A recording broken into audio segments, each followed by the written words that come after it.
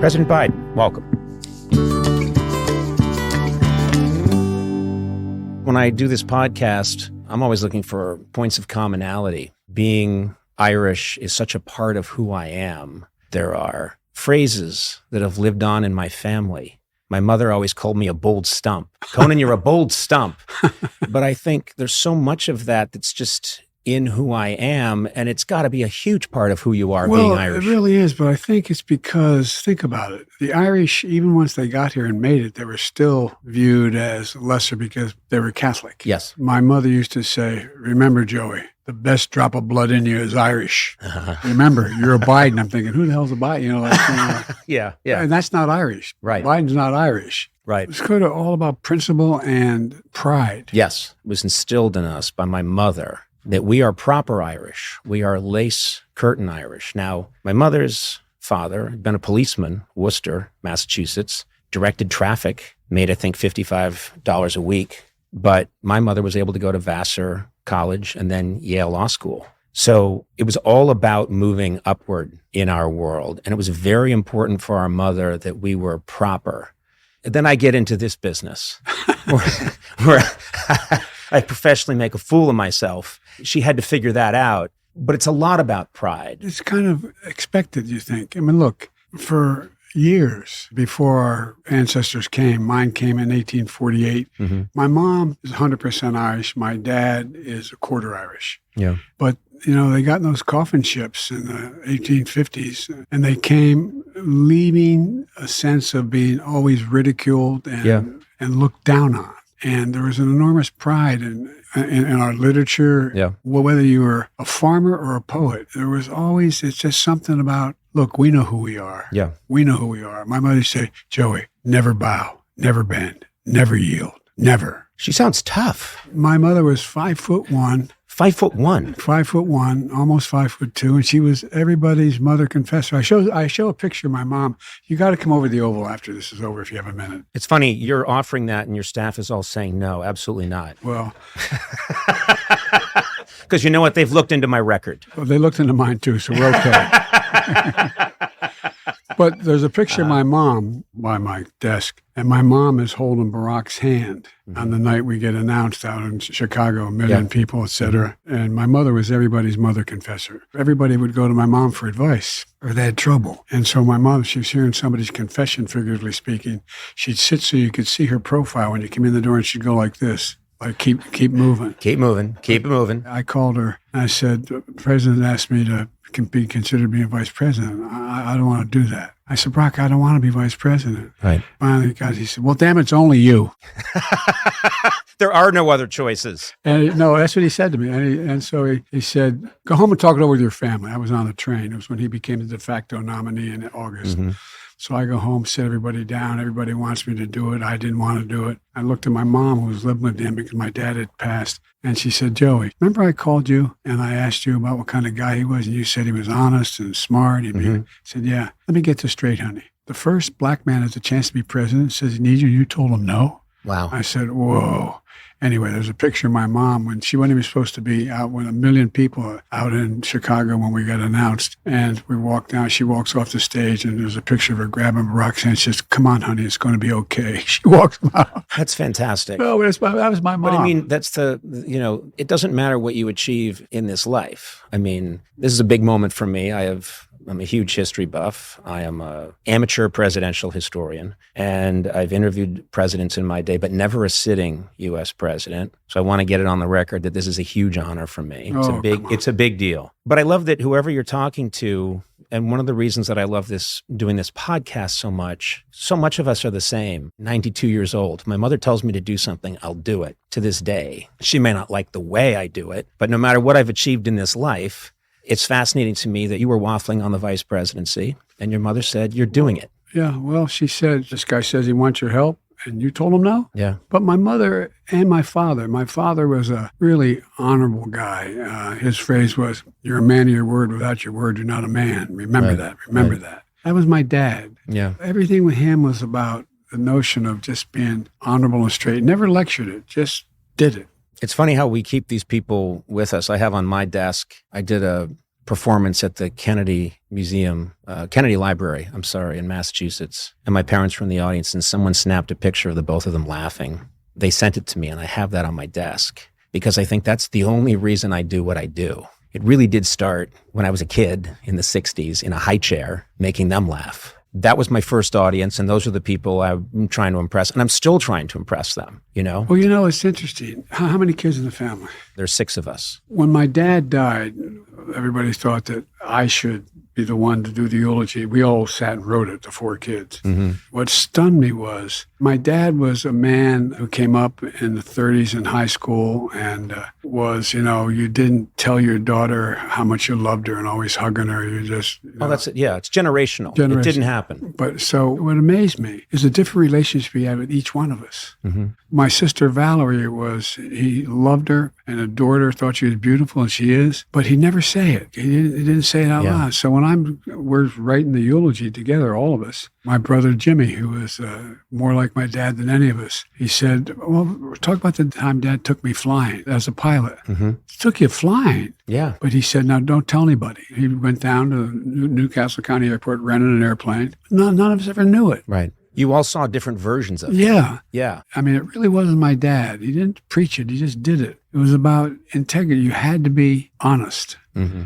I have a topic I wanted to bring up with you, which is near and dear to my heart because it's been the root of this podcast I've been doing for about 5 years. I get to talk to a lot of, quote, important people that have achieved amazing things. And what I try to get them to talk about, which is the things that they thought of as maybe a disability or a problem when they were younger that helped fuel them. That when they were younger, they desperately wished it would go away. They thought of it as a weakness. But when they look at the span of their life now, they see that actually helped forge them. And I know you've talked about this, but when you were growing up, stuttered, and it must have been the fuel in some ways to have pushed you forward. Well, when I was a kid... You've got this problem licked, by the way. For me, I was really lucky. I had a mother and a father that my mother would say, don't let this define you. Look at me, Joey. You're handsome. You're smart. You're a decent young man. Don't let this define you. Taught me how to fight. There used to be a joke when I was growing up in grade school and high school that, you could beat up Biden, but he'd hurt you going down. Right. The point was that it made me realize in our family, this is God's truth, Conan, 4 of us, we were never allowed to make fun of anyone, no matter how mean they were to us, if they had something they couldn't overcome. Right. Swear to God, if you did, you get your rear end kicked when you went home. Right. Not a joke. And so it taught me that there's a lot of people dealing with dilemmas that take away their pride, their dignity. Yeah. I don't know whether it's the thing that pushed me about like, for example, even though I was a stutterer, I ended up being elected the class president kind of thing. But I didn't run for that reason. But there's something about your dignity and your pride. It doesn't just manifest itself in terms of an impediment. For example, when we were kids, there were a couple hard times financially for my dad. I remember being invited I was talking this about my sister last night, my best friend, and we were going to a cotillion at Mount Pleasant High School, which was rated the best high school in Delaware, in an area that was an affluent area. Mm-hmm. And we lived in not bad area, but a less affluent area. And I was invited to the cotillion. And I went to the Catholic school, St. Helena's in that district. And it was, just a little different. I remember being invited and I was anxious to go. And my mom, I had an uncle who lived with us at the time. He was 5'7", and my mom couldn't find a white shirt for me. And so we got one of his shirts. It was French cuffs on it, and my mother, and it fit loosely, but it fit. My dad had always wore cufflinks to work, and my dad had the cufflinks. We couldn't find any. I didn't know what to do. So my mom goes downstairs over the washing machine in the basement, in the garage level, and gets 2 nuts and bolts and brings them up and puts them on me. And I said, no, swear to God, my word. Today, that's a fashion statement. And I said, Mom, I can't go. They're going to make fun of me. If anyone makes fun of you, you turn around and say, you don't have a pair? I swear to God, true, on the health of my children. So I go to the punch bowl, and this guy, Frank, grabs me and says, hey, look at Biden, nuts and bolts. Everybody started to laugh, and I said, Frank, you don't have a pair of these? I swear to God. He turned and said, Yeah, I have them. I have them. Not a joke. My theory is that if you stay connected to these things that embarrassed you when you were a kid, whatever it was, speech impediment or anxiety or feeling awkward or not being a good athlete, my list goes on and on and on. Having weird hair, having a weird name. I wish you had your hair. I'd trade right now if you want. You want this hair? It comes off. It velcros on the back. Yeah. If I could do it, I would do it. I will mail you this wig tomorrow. Do some polling first on how people are going to think about that. But I think what it does is that it gives you empathy. I think empathy comes from a sense, if you've felt that pain, if you see someone else and you sense that maybe they're feeling that pain, you're awakened to it. That's, I think, the superpower that comes from it is you have... I'm certain you're right. When I got elected, I was using Senator Kennedy's office over in the Capitol to interview staff, and I got a phone call from my fire department. They put a young woman on the phone, and she said, there's been an accident. You got to come home December 18th. I wasn't sworn in yet. And he said, there's been your wife is Christmas shop with your kids. My kids were then 13 months old, almost 3 and almost 4. And she was so nervous. She said, they're dead. And I was enraged by it. I remember going out of the Capitol and looking up in the dome. I swear to God, I'm embarrassed about it. And the guy had cut.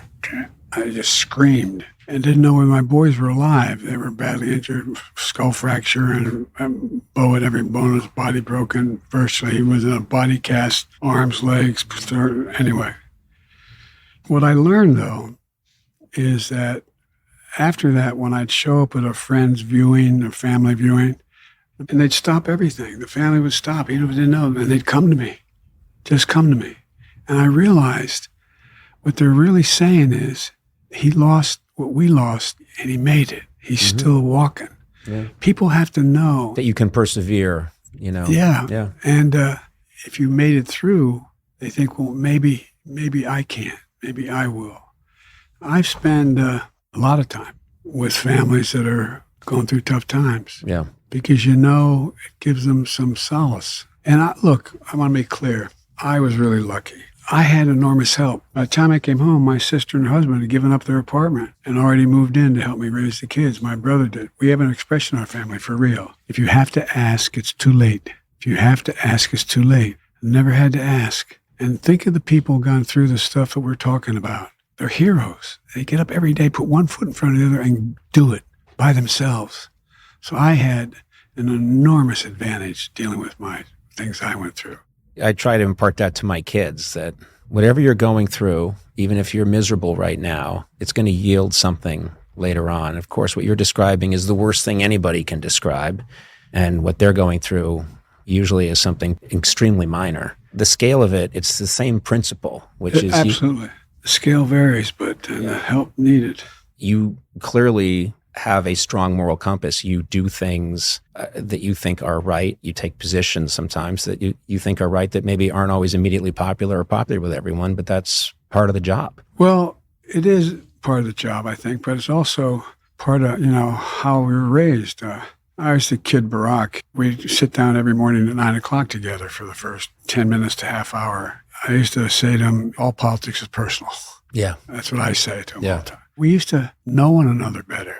Things have changed so much in public life that it's like an old bad joke. Some of my best friends are Republicans, but they were senators or my friends. I mean, close friends. When I ran the first time, I'm 29 years old. I'm running against a man who fought in World War II, who was a judge, who became a lieutenant governor, then senator for 3 terms. A really fine man named Caleb Boggs. He helped write the Clean Water Act. And the last debate we were having, he stood up and he was asked a question and he didn't know the answer. And he said, well, I'd have to get back to you. I knew the answer, but my dad would have been angry with me if I gave the answer because it would have embarrassed him. You would have shamed him. Yes. Which you can't do. You can't do that. No. Anyway. This might be an Irish trait or it just might be a trait that we both share, but it is hanging on to old cars. My father would drive a car until it had 300,000 miles on it. And the paint would fall off. And then he once hired a house painter to repaint the car because it was cheaper. And this car looked like it had cystic acne. I mean, it was a bad, terrible. And he just kept it going, but it was a point of pride. You keep a car going. My first car was a 1992 Ford Taurus. I still have it. It's not worth anything, but I still hang on to it because in my lineage, you hang on to a car forever. You have a 67 Corvette. Goodwood green, 327, 350, can flat shift, it can move. Now, did they let you drive it? Not anymore.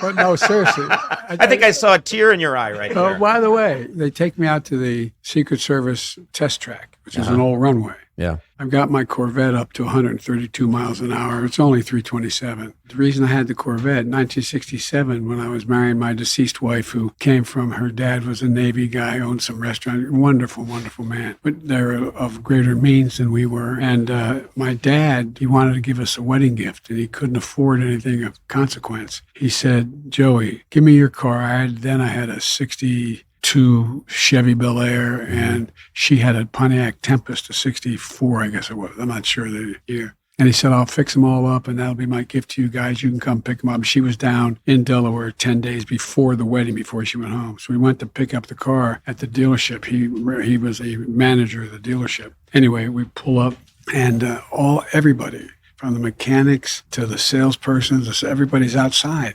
and waiting for us. And so we get out of the car, walk up, and Dad said, I'm going to give you your wedding gift early, guys. And everybody separated. It was a brand new 67 Goodwood green Chevy Corvette, hardtop. And he was so proud because he could afford the payments. Right. And so I'm talking with Jay Leno going out the second time to race these cars. And he said, you want to sell your car? And I said, he's probably listening. So I hope I get it right, He's not Jay. listening to this. Don't worry about it. Yeah.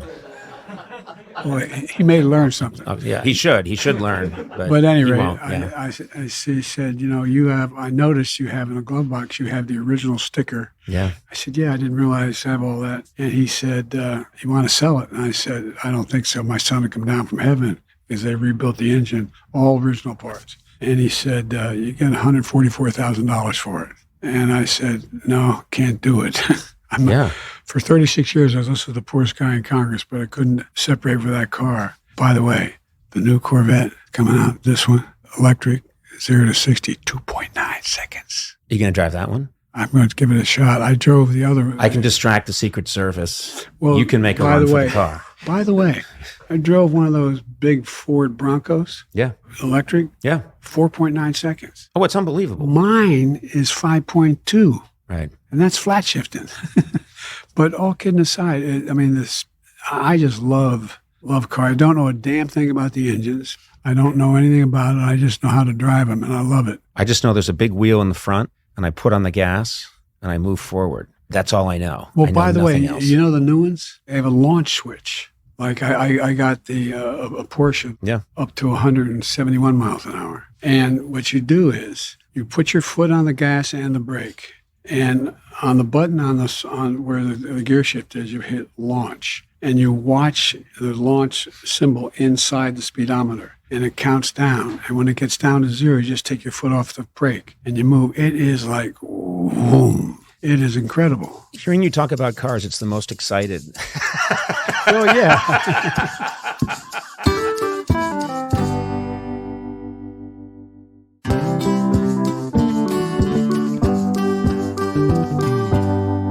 You brought up something that I've been thinking about. You have more experience than most people in public life. You came to Washington 1973, and you've worked pretty much, or you've known every president since Richard Nixon, and you've known every world leader since Golda Meir. You've met so many of these different people. Who pops for you after all this time? Are there people that come to mind where you think, now that person really stands out as an incredible leader? Well, there are a number of people who fit that role. I remember spent a lot of time in her first term with Golda Meir in Israel. I had great working relationships with, I didn't agree, but with the Bush family. They were both decent, honorable men. I think one of the smartest guys I ever worked with and knowledgeable, but also facile, was Bill Clinton.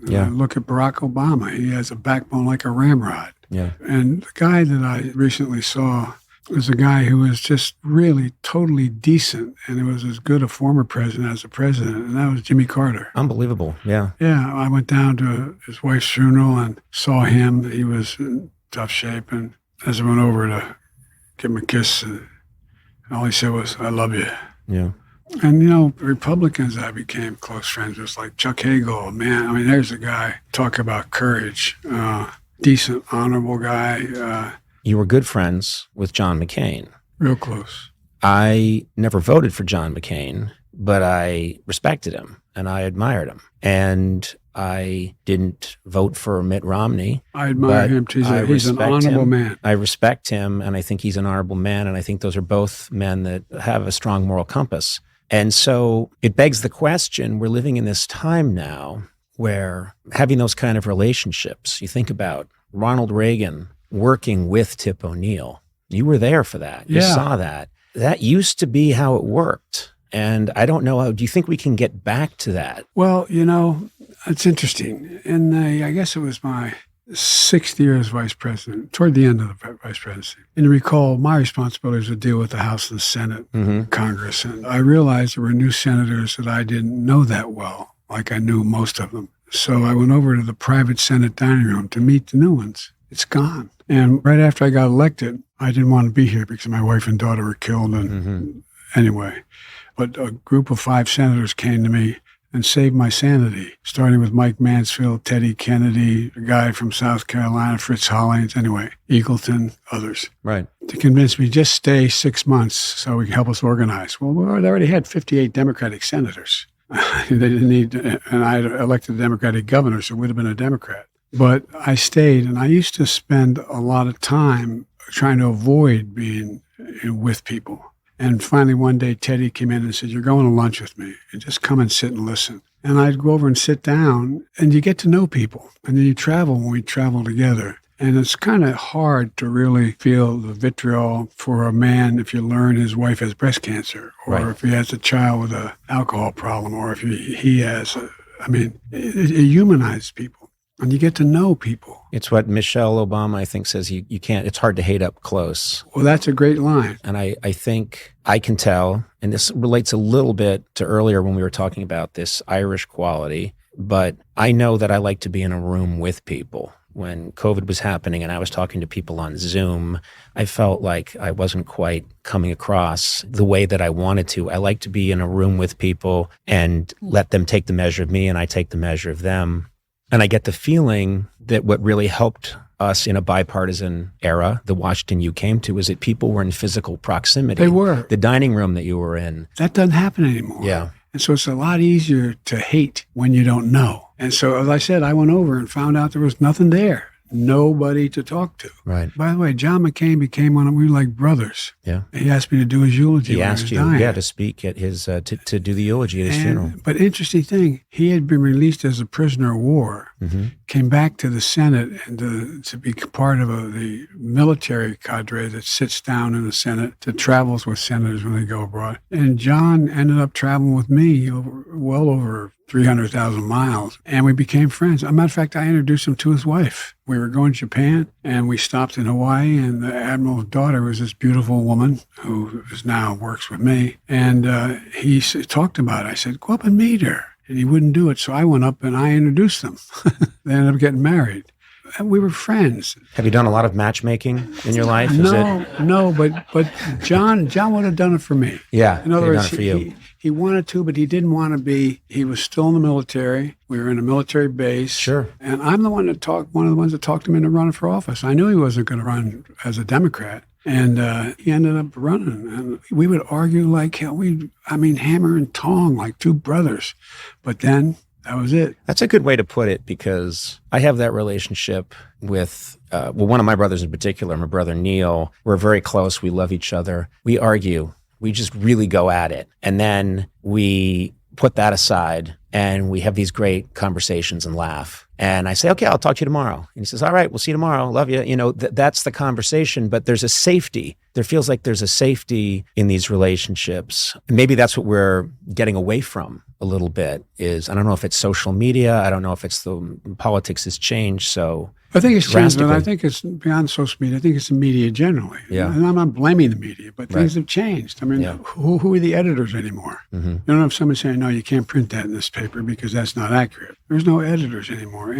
But we have to get back to knowing one another. Just knowing each other. When you know someone and you know their personal problems, not that they have to open up to you and everything, but you just become acquainted with them. Yes. A lot of it has to do with a sense of decency. You have to get to know the other person. Is it frustrating for you? Because I do see the way you, and again, I think this is something I like to do too. I like to shake a person's hand. Yeah. I like to be in the space with them. Now you're the most powerful person in the world. You're in the White House, and it's harder to just get your hands, shake hands with someone, look them in the eye. The Secret Service is here. Yeah. I drive them crazy because I want to have tactile contact. I want to look somebody. You can tell, look in their eyes, what they're thinking about you, what you're thinking about them. Right. For example, I met yesterday with the families all have hostages still held by Hamas. Yeah. You know, it's personal. I don't know. And by the way, the Secret Service, God love them, they put up with me. In terms of, I make their job harder, I know. I try not to. But my instinct is, see a crowd on the side of the road, to get out and say hi, talk to them. I understand that. I have the same issue, and I have no Secret Service. I want Secret Service. I probably need it. A lot of people have different opinions about me, but I desperately love to dive into a crowd and start talking to them. And often I've had the experience where someone will stop me on the street and ask for a selfie, and I'll be chatting with them. And then 15 minutes later, they say, Conan, I have to go. I need to go now. Okay. And I'll say, you sure? Because I'll do another 10 minutes. I've had that experience. Yeah. They say, Mr. President, we just wanted a selfie, but we really don't want to hear that story. I've become an expert at taking it. It's easier for me to take the selfies. Yes. But look, I think it's important people know and are able to get a sense of who their leaders are. Yeah. Not just what they say, but I mean, who they are.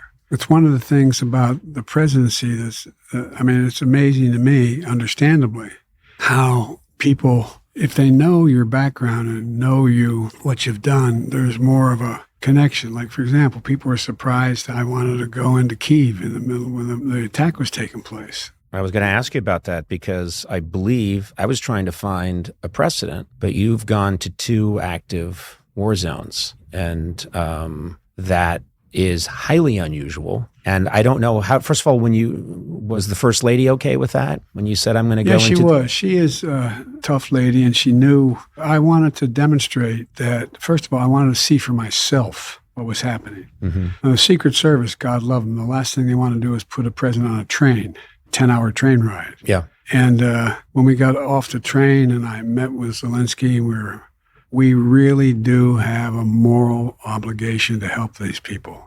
And then the ride back was similar, but I didn't view it. I got coverage of this. Only thing it did was say, well, he was not 300 years old. Well, how could he do 20 hours back and forth? Right. But for me to see, I was showing the staff today, we're talking, getting ready to come over here. I have a photograph of when Chuck Hagel and John Kerry were with me, and it was in the first month after we became president. The President Obama said, Joe, I want you to go and make your own assessment of what's going on in Afghanistan. So we traveled the entire country in a helicopter. We're going back, and John Kerry wanted to see where Osama bin Laden had escaped through the Conan Valley, the mountains.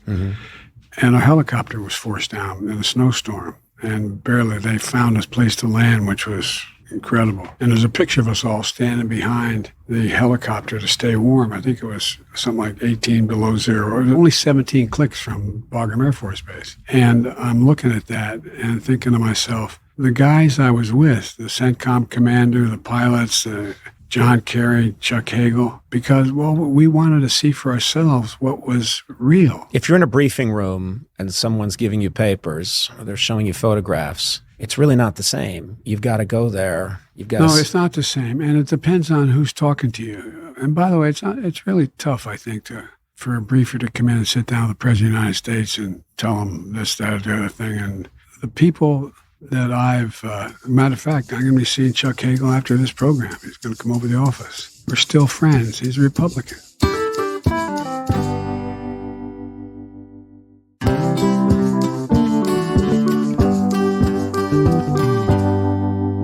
wanted to read you a quote. It's a quote that I love. It's by Vladimir Lenin. I don't think he gets quoted a lot here at the White House, but I'm going to go for it. There are decades where nothing happens and weeks where everything happens. You are living through an extraordinary time as president. It feels like the world is turning on its axis every 36 hours. Are there times when you wake up in the morning and think, I wish it was a little bit duller right now? I wish things would just settle down. Well, yes and no. Look, yes, when I had that cranial aneurysm, the doc was trying to explain to me whether it was congenital or environmental. And I said, Doc, I don't care. Just fix it. Yeah. This is back in, is this 88? This is 88. And he looked at me and said, you know what your problem is, Senator? And I said, no, Doc. Well, he said, you're a congenital optimist. Well, seriously, that was a quote. Here's the deal, though. One of the things that I've never been more optimistic about America's chances in my whole life. I wasn't going to run again because I just lost my son. He should be sitting being interviewed, not me. He was the Attorney General, Bronze Star winner, major in the U.S. Army. Anyway, one of the things that comes through to me is that for all the difficulty, when I wasn't going to run because I was going to write a book on an inflection point in American history, I think we're at one of those points that every 7 or 8 generations occurs. Yeah. Not because of any one leader, but the world is changing. Everything's in motion. And what we do in the last couple of years, the next 3 or 4 years, is going to determine the course of the country and the world for the next 5 or 6 decades. I believe that with every fiber of my being. If we prevent Ukraine from collapsing, I've worked like hell, not just me, to hold NATO together tightly. It's never been this tight. Expand it. We have an opportunity to change the dynamic in Europe for generations. Yeah. My mother, God love her, I remember going to identify my family. The accent said, Joey, out of everything terrible, something good will happen if you look hard enough for it. I thought it was the cruelest thing she ever said to me. Yeah. But look what's going on in the Middle East now. Yeah. You know, I was able to get a resolution passed through the G20, the leaders of the 20 largest nations, to build a railroad from Riyadh all the way through into Saudi Arabia, Jordan, up through Israel, all the way into Europe, because there's much more reason for them to be together than to be apart. I'm not a journalist, so I'm allowed to give my opinion. And I, as a, again, amateur historian, I think it's absolutely crucial that Ukraine prevail. And it's something that I'm very passionate about. I get confused, you know, as you know, the Washington you came to in the 1973, Republicans were always tough on foreign policy, tough on Russia. And now MAGA Republicans, they've kind of flipped the script. And they're saying, well, we can let Ukraine go. It's not really in our interest. And I don't understand it. It's confusing to me. They also say, the other guy says, if we can work with Putin, he's smart. Yeah. The other guy. I like that he's the other guy. He's like Voldemort now. His name shall not be mentioned. Well, good point. Yeah. I plead guilty. Yeah. But look, I mean, just if nothing but global warming is changing the world. Yeah. Ice caps are melting, that's true. But guess what brings that along with? Now you got China and Russia and the North Pole trying to circumvent the globe, change the dynamic in the region. I mean, the things that are happening, for example, the idea that we're having to rebuild infrastructure, but some countries don't have the capacity to do it. Mm-hmm. I've been met now twice. I've had the leaders of the Pacific nations come and be with me here because they're worried about going underwater, not making it. Yeah. Just go down the list. But I think, maybe because I'm that congenital optimist, when I told my staff a couple years ago I was going to bring South Korea and Japan together, they looked at me like, now, look, I know a fair amount about foreign policy. I have more experience than any president's ever had. Doesn't mean I'm good or bad. Just I know these heads of state. It's a small world. It's getting smaller and smaller. Yeah. And for example, China's a competitor, but I have a relationship with Xi Jinping. I've spent more time with him than any world leader ever has. Just because when I was vice president, Barack wanted me to get to know him because it wasn't appropriate for a president to spend time with him but we knew he was going to be the president. He's a very tough, smart guy, but he's got enormous problems. And so, for example, when I put together the Quad, India, Japan, Australia, and the United States, he said, you're trying to surround me. I'm not trying to surround you. I said, we're just not going to let you change the dynamic of world rules. So whether it's international airspace or whether it's sea space. They said, well, I didn't write them. I said, well, that's what they are. We're not going to change them. So many parts are moving that there's an opportunity to realign the world in a way that is less likely to result in war, less likely to result in human suffering. Now, I know people look at me and say, well, you're just too optimistic. There's ways to step up and lead. And look, one of the things is, again, I want to make it clear, it's not because Joe Biden's president. It's the moment. Madeleine Albright said, America is the essential nation. Conan, that's not a joke. Who leads the world if the United States doesn't? Who? No one else can. And we have an obligation and an enormous opportunity to leave our kids and our grandkids a better world.